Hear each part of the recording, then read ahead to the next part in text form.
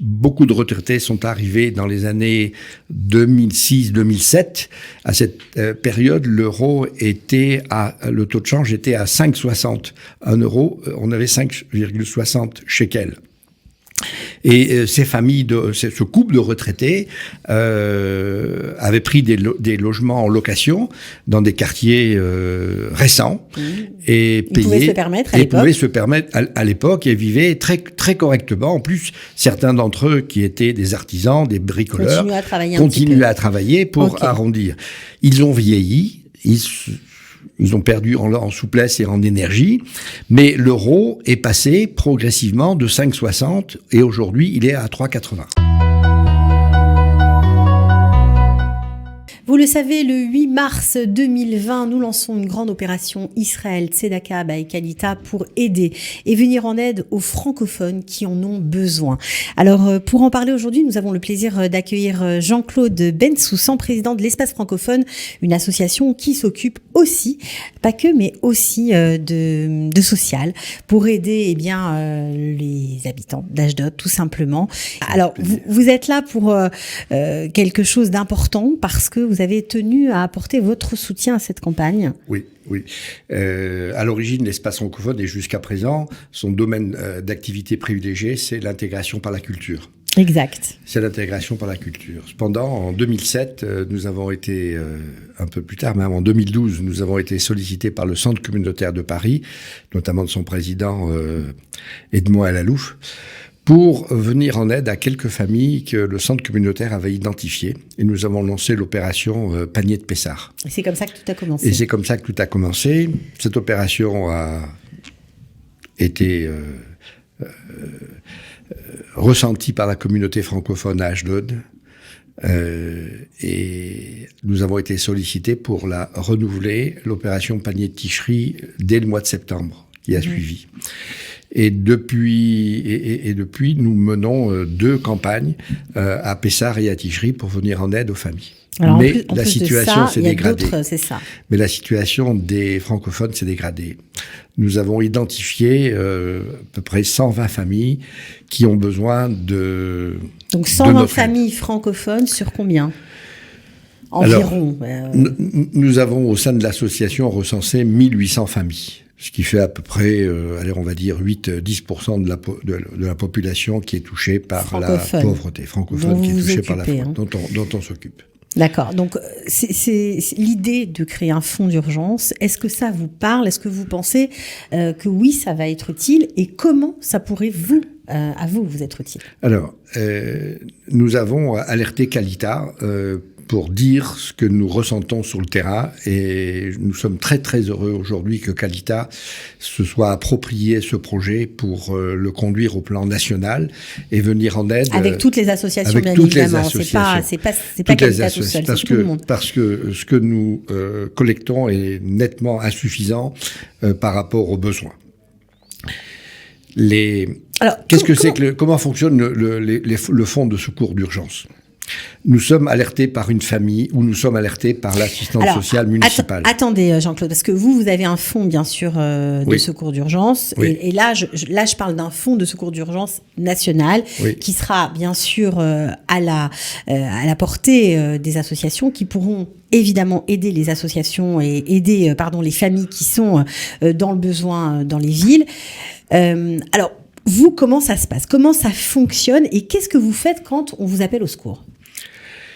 Nous, bien entendu, nous réconfortons les familles pour leur dire qu'elles ne seront pas seules et que nous allons les accompagner. C'est déjà un réconfort moral. Ensuite, nous prenons contact avec l'assistante sociale de la ville d'Ashdod qui, elle, va faire une investigation pour vérifier les ressources, les charges, et surtout va vérifier si cette personne peut bénéficier d'aides municipales ou nationales qui vont alléger un petit peu sa charge. Ok. Entre le moment où cette famille va être aidée par la ville ou par l'État, il se passe plusieurs semaines. Un temps de latence. Un temps de latence. Et pendant ce temps de latence, c'est avec notre fonds de secours que nous prenons un certain nombre de mesures pour accompagner cette famille. Par exemple, pour éviter qu'une famille soit expulsée de son logement, nous allons payer un ou plusieurs loyers de retard pour stopper la procédure d'expulsion.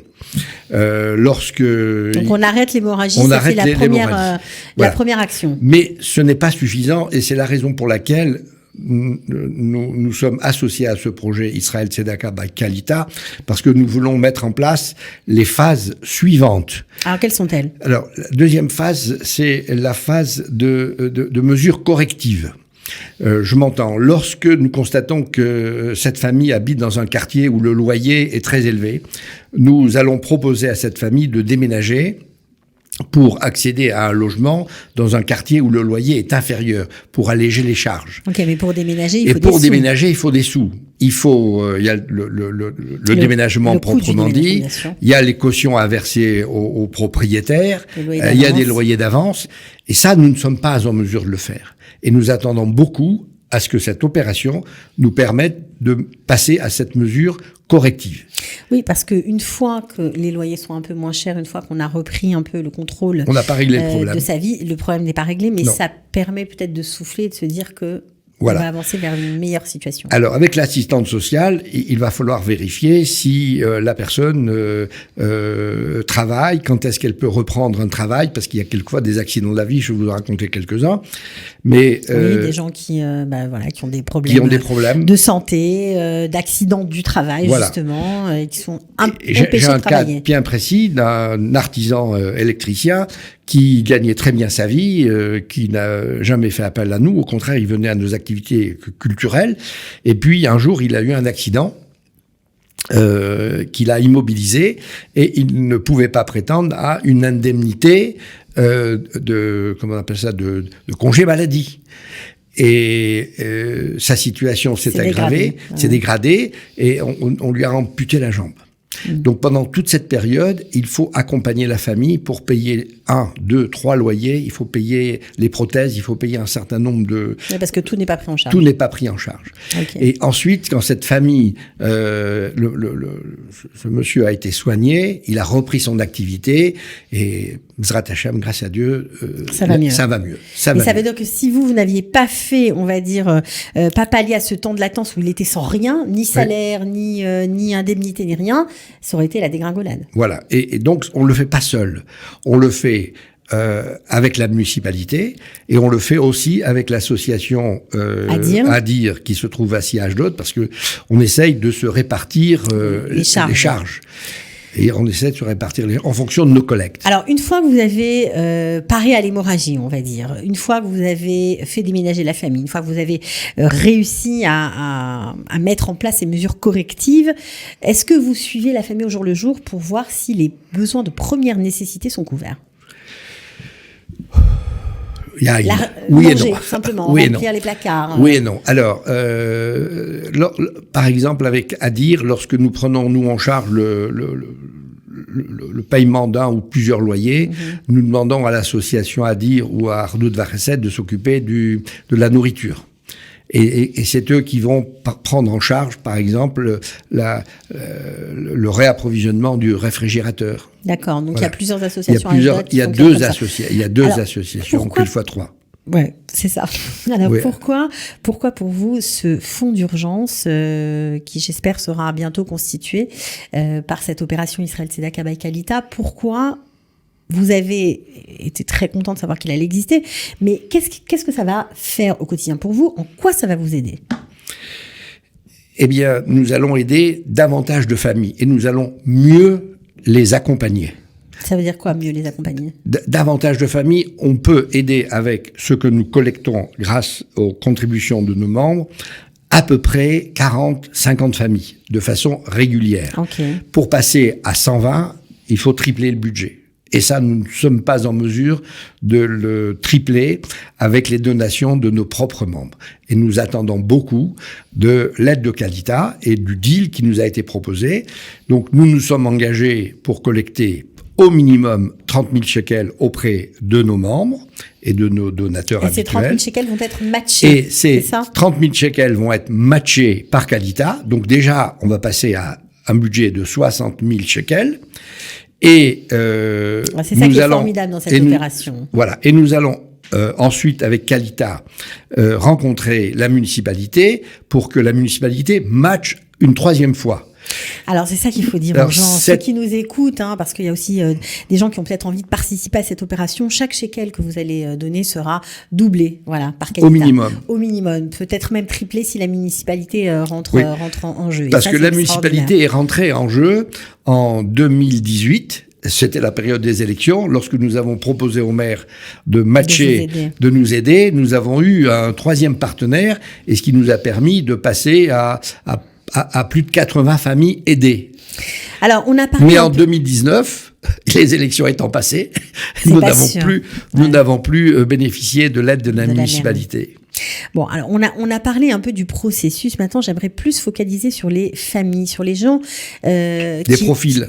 Les profils, voilà. Comment on rentre dans des situations complexes, financières ou autres, évidemment. Je pense aussi aux retraités, parce qu'on parle pas beaucoup d'eux, et puis on sait que l'euro a beaucoup diminué, et donc leur niveau de vie a baissé forcément. Alors, est-ce que ce fait-là suffit à tomber dans la précarité? Est-ce qu'il y a d'autres facteurs pour les retraités qui rentrent en ligne de compte?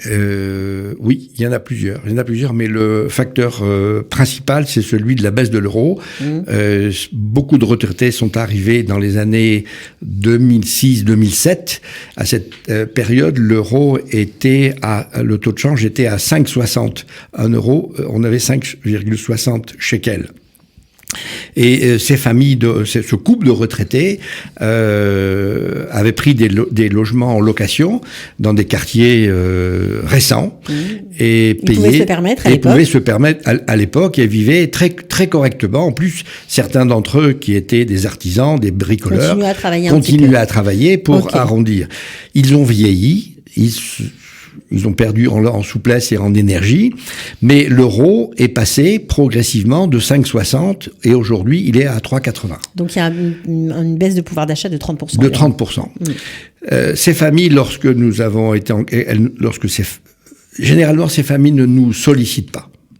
Nous les identifions parce que on les voit de moins en moins à nos activités, on les voit de moins en moins à ceci, cela, et donc c'est nous qui allons au-devant d'elles, au-devant de ces familles, au-devant de ces couples, pour les aider de façon très discrète. Et le premier conseil que nous leur donnons, c'est de déménager pour réduire le loyer. Et elles acceptent, au bout de 2-3 rencontres, elles comprennent qu'elles n'ont pas tellement le choix. Et parce que ça leur fait une économie substantielle, et vont dans des quartiers qui sont un peu plus éloignés de la plage qu'elles avaient sélectionné lorsqu'elles sont arrivées en 2016, 2017. Alors, il y a aussi des retraités, paraît-il, à Ashdod, qui refont leur vie, qui arrivent seuls. Il y a beaucoup d'hommes seuls ou de femmes seules. Oui. Et alors, soit ils se remarient, soit ils sont ils vivent en concubinage. Et là, on a des problèmes, c'est au décès de l'un des deux, il arrive bien souvent que les enfants reprennent l'appartement, c'est leur héritage, ils reprennent l'appartement, et le conjoint survivant ne sait pas où se loger. Il faut trouver très très rapidement une solution. Et on ne trouve pas des logements sociaux en Israël. C'est pas facile. Il faut 10 ans pour trouver un logement social. 10 ans. Alors, vous, j'imagine que vous êtes heureux, vous nous l'avez dit, que ce fonds soit constitué. Vous avez des idées déjà, comment vous allez faire pour vous en servir, vous savez déjà? Oui. Déjà, nous avons même anticipé parce que nous voulons travailler en étroite collaboration avec les autres associations locales, comme Adir ou comme Ardout Vachesed. Ardout Vachesed apporte à 300-400 enfants tous les jours des sandwichs, des repas à ces enfants qui, la plupart d'entre eux, ne déjeunent pas, ne prennent pas leur petit déjeuner. Ça, c'est pas les francophones, c'est tout le monde, israéliens, francophones, tout est mélangé. Ardout Vachesed apporte des repas à ces familles. Donc, quand il s'agit d'alimentation, de repas, etc., c'est plutôt vers eux qu'on va se retourner. Et puis, avec Adir ou avec la municipalité d'Ashdod, ce que nous voulons, c'est bien utiliser l'argent qui va nous être confié. qui nous est confiée. Alors et de créer une commission qui va être chargée de l'examen des dossiers, qui soit très réactive. Donc vous avez mis toute la structure en place déjà pour être efficace. Oui, voilà, il nous manque l'argent maintenant. Il nous manque l'argent. Bon, alors justement, l'argent, puisqu'on en parle, c'est important de préciser que 100% des fonds recueillis seront reversés exclusivement aux familles, pas de frais de structure. On sera à la veille de Purim, donc la mitzvah de Matanot, la Evionim est importante, tout le monde doit la faire, donc plutôt que de répondre présent au premier coup de téléphone qui va arriver, essayez d'aider, de tendre la main aux francophones qui en ont besoin pour éviter justement la spirale de la dégringolade et faire en sorte que par ce petit coup de pouce, grâce à votre don, qui sera matché, donc c'est un don vraiment très important parce que c'est pas simplement pour venir en aide à l'occasion des fêtes de Purim. Non, c'est pour tout le temps. Un mois après, c'est la fête de Pessah.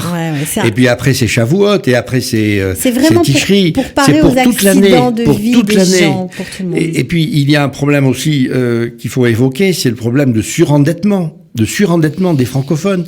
Vous avez beaucoup de familles, notamment des jeunes couples qui arrivent avec des économies parce qu'elles ont vendu leur appartement en France, qui hésitent avant d'acheter un appartement parce que il manque un petit peu, c'est pas le bon quartier, on sait pas ce qu'on veut, etc.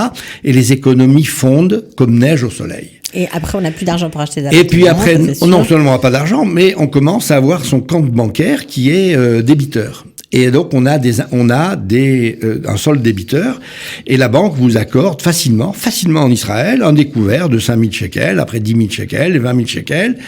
Et lorsque le découvert arrive à 70, 80, 100 000 shekels, alors là, la banquière, qui a une part de responsabilité très grande parce qu'elle a laissé ce découvert. Elle a laissé ce découvert. Beaucoup de bienveillance et de sympathie, va proposer à la famille un prêt pour rembourser le découvert. Et donc, cette employée va être couverte parce que elle a obtenu un prêt, le compte est venu à zéro. Mais de la même façon que la famille n'a pas pu payer le découvert, le réduire, ne peut pas payer le prêt. Et alors, l'étape après, c'est des mesures coercitives, compte bloqué, carte de crédit retirée. Ça va très vite. Et ça va très vite, et jusqu'à l'interdiction de quitter le territoire national. Voilà, bon, enfin, en tout cas, on voit que vous connaissez bien vos dossiers, vous saurez bien faire fructifier, en tout cas, cet argent du fonds, vous saurez l'utiliser à bon escient pour aider ceux qui en ont besoin, vraiment. Merci. Merci à tous les donateurs, de faire un effort. J'ai un beau-frère qui disait, lorsque je fais un don, ça ne me fait jamais mal. Ça me fait mal quand j'enlève la peau qui est sur mon bras. Il faut que quand je fasse un don, il faut que ça me fasse mal. Alors, faisons un don et que ça nous fasse mal. D'accord. Ok, merci beaucoup, Jean-Claude. Merci.